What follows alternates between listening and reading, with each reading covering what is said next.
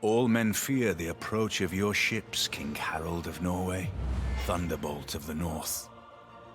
Your longboats dominate the waves, always at the ready to unleash their berserker armies on an unsuspecting shore. May Odin bless your kingdom, and may the skalds sing tales of the victories of your mighty warriors. Indeed, indeed.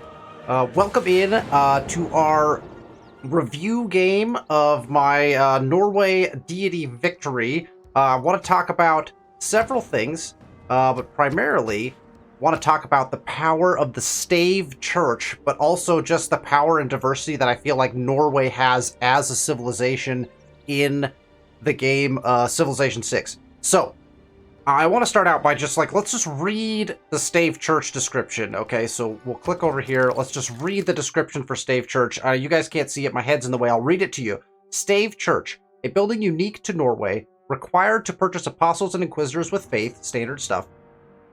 Holy site districts gain additional standard adjacency bonus from woods. We'll talk about that in a second. Additionally, +1 production to each coastal resource tile in this city, and recalling heroes in the city costs 15% less faith. So, let's talk about a couple things.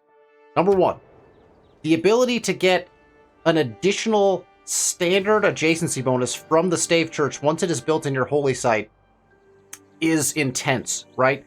So you keep the 0.5 bonus and add on the 1 bonus, making it, honestly, it's one of the best adjacency bonus buildings in the entire game.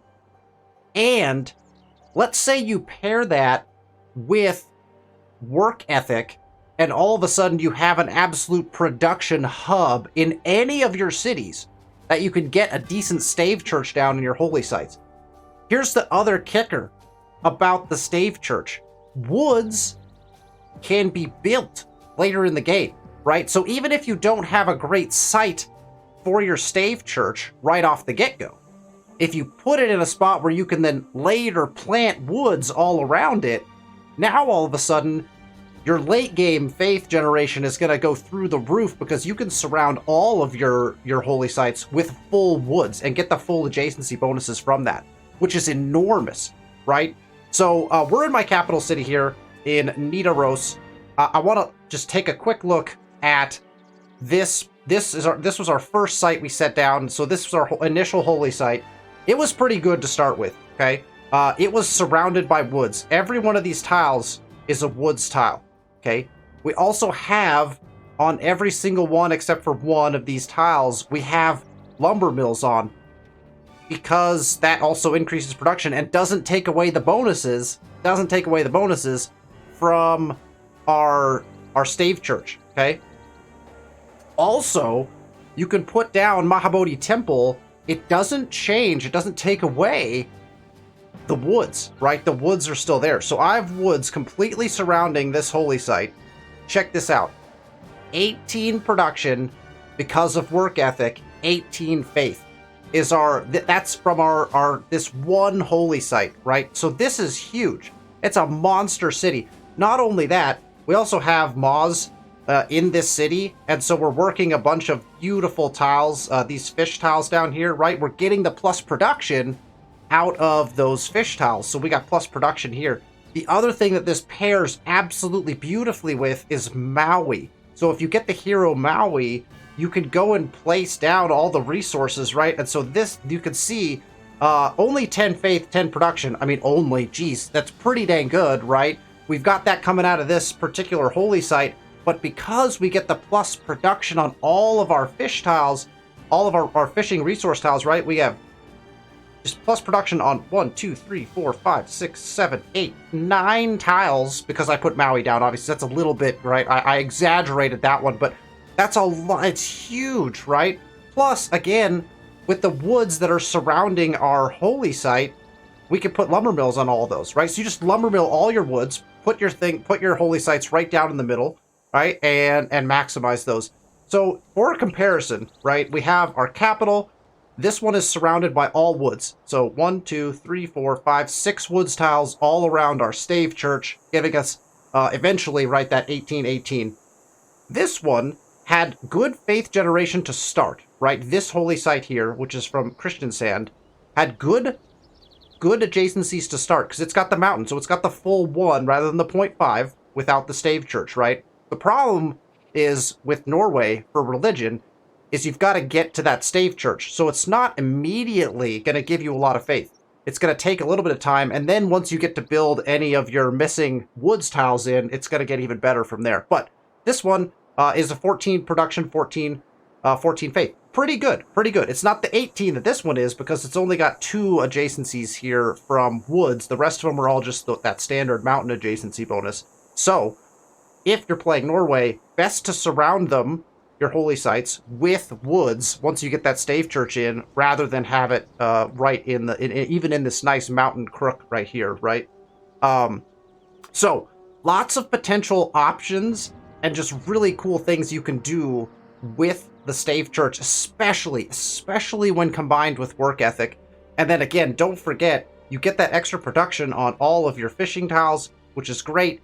You could build, if you don't have the optimal sites right away, you can late game play, right? So in this game, this is again a done game. It's a finished game.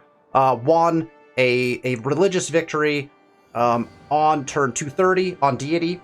So I've kind of played a slow game, right? So I don't think necessarily that Norway is great for a speed religion game, which is typically what people tend to go for with religion. But if you want to play a longer game with religion, maximize your faith later on once you can build those woods. 1,311.9 faith per turn is what we're churning out by the end of the game. And like these sites just go crazy, right? Because once you start getting them in some of your newer cities, right? So if we look at down here, some of my newer cities that we had settled later in the game, once you get that holy site in, this is even right, it's just a +6 faith site.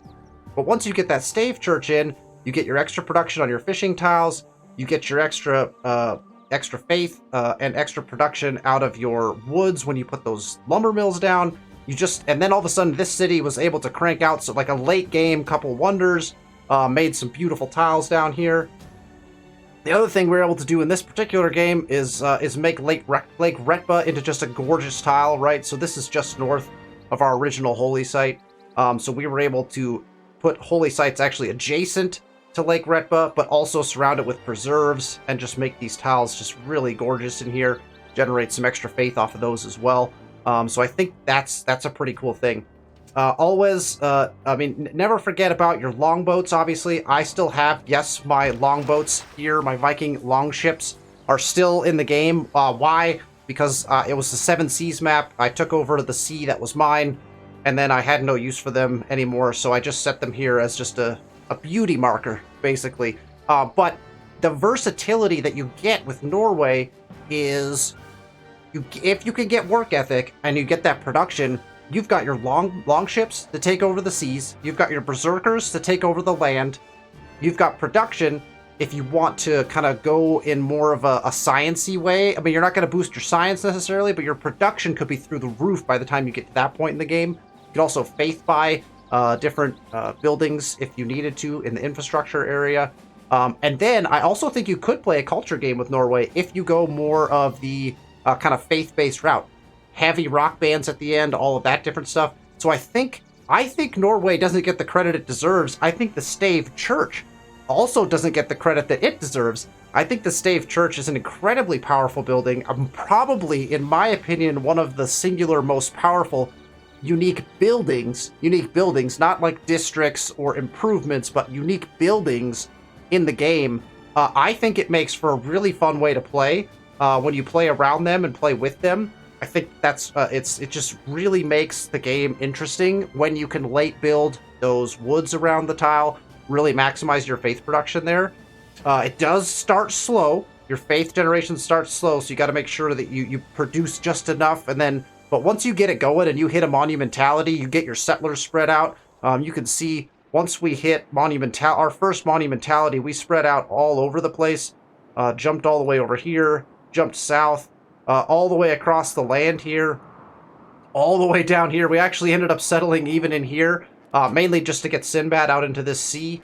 But it's crazy, particularly with monumentality, right? When you get this type of faith generation, if you can hit one of those late monumentalities, then you can really just spread your civilization out super wide as well, and it makes for a really fun game. I really enjoyed playing Norway. I think I'll do it again for sure. Probably try a different victory type even, but it will all probably be faith-based.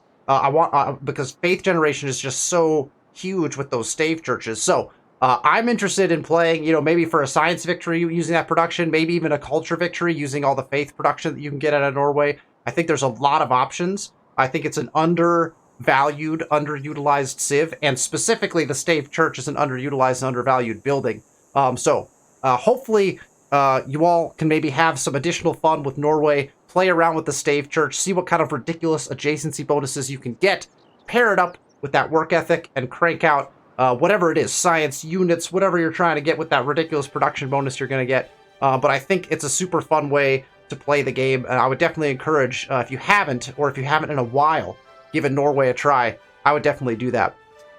Thank you for tuning into the video. If you liked the content, please feel free to hit the thumbs up button or subscribe to the channel. Post about once every 2 weeks, usually Civ or Humankind types of content, so feel free to hit that subscribe button if you want to see more. Thank you so much, and I'll see you for the next video.